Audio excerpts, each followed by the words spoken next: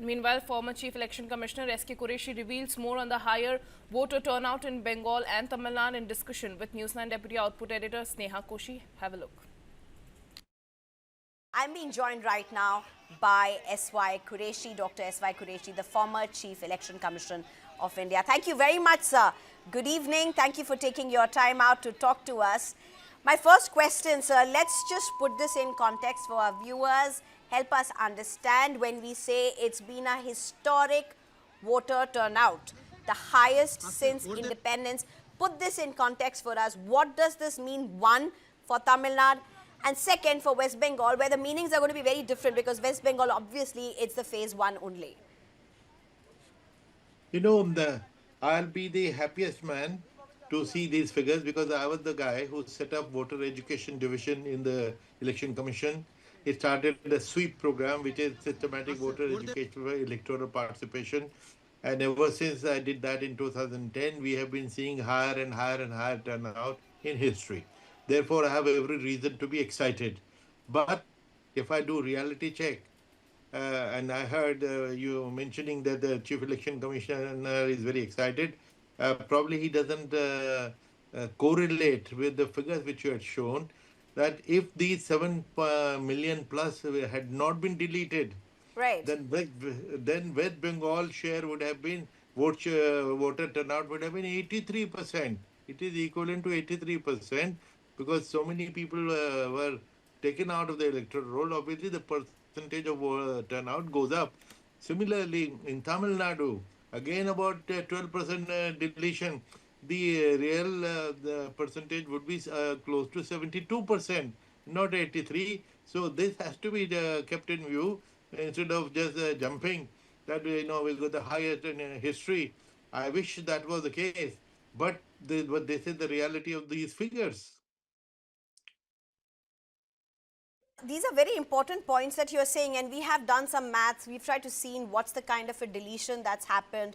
And what you are saying is also, at the heart of what's been a voter issue, a very political issue, a very heated debate during these votings, whether it be in Tamil Nadu or phase one of West Bengal, around minus 11%, roughly around that for both the states is what we are seeing. So essentially, Mr. Quraishi, what you are saying is, if these voter numbers would have been the same, if the deletions would not have happened, then it would not have been this historic. Now, what do you mean by this? Let me break this up. Let me try to make this easy. Are you then saying this was a good process that cleaned up the voting which should have been done? Or are you saying there are concerns? No, these are two separate things. I'm just, at the moment, what I answered was the voter turnout and the reality of voter turnout. It has shot up to over 90%, 92% because of the 11, 12% deletion. Correct. For instance, suppose we say 80%, which is 80 out of 100. But suppose the 10 out of 100, 10 are removed and it is 80 out of 90, the percentage shoots up. So it's basically, and you have shown those figures, Correct. that in both the states it was more than 11 and almost close to 12% deletion. The 12% deletions have jacked up the number of voters who turned out to vote. So that is the reality of this. The other question which you raised was about SIR itself, which I have been questioning, that it has really caused turmoil in the country. It has played havoc with the system.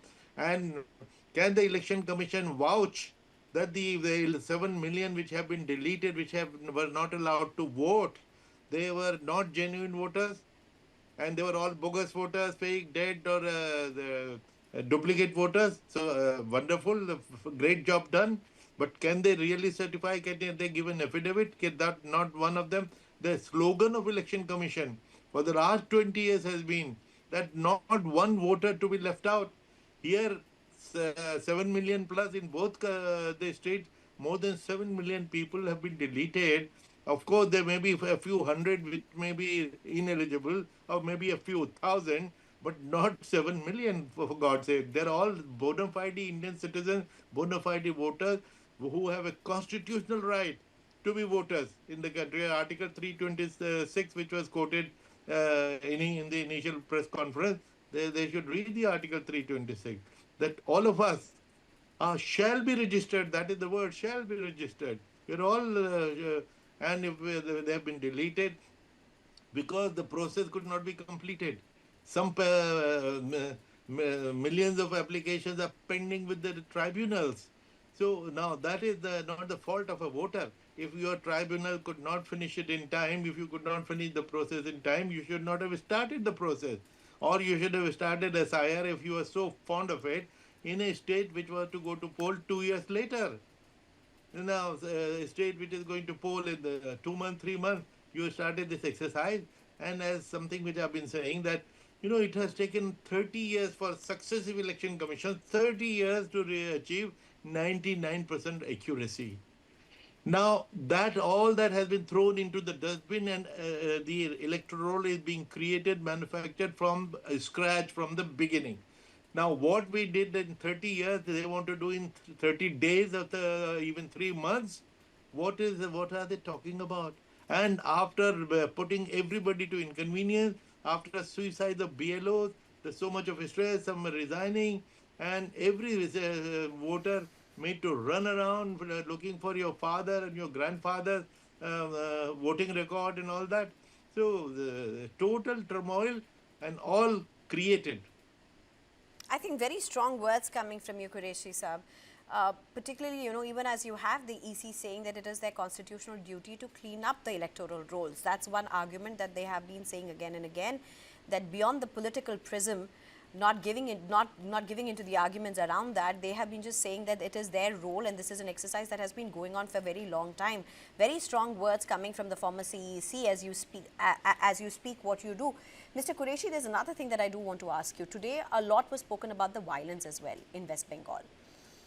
But many are arguing, despite the violence that has happened in West Bengal, this possibly would have been more of the quote-unquote peaceful polls, by far the more peaceful polls. How do you look at this? Well, with the kind of paramilitary which has been pumped into West Bengal, there should have been no violence. So what were these forces doing? Unprecedented, about 3-4 times the previous years. What were they doing? Why did violence take place in the first place? So that is another question mark. So you've deployed almost half of the paramilitary available in the country in just one state.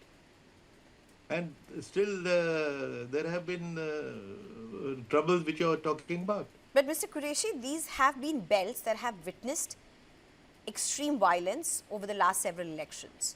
These are belts, particularly some of these pockets that did go into voting for phase 1, that's on the first phase of voting for West Bengal. There have been several instances of violence in the past. Do you think West Bengal has moved on, or do you still think that there are huge concerns around this?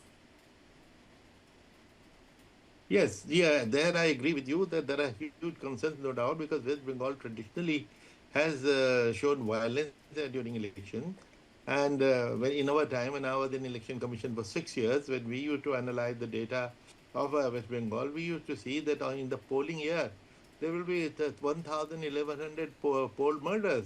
And on the day of the election, about 100, 150 poll murders, which is why, Tamil Nadu and West Bengal are equal size states.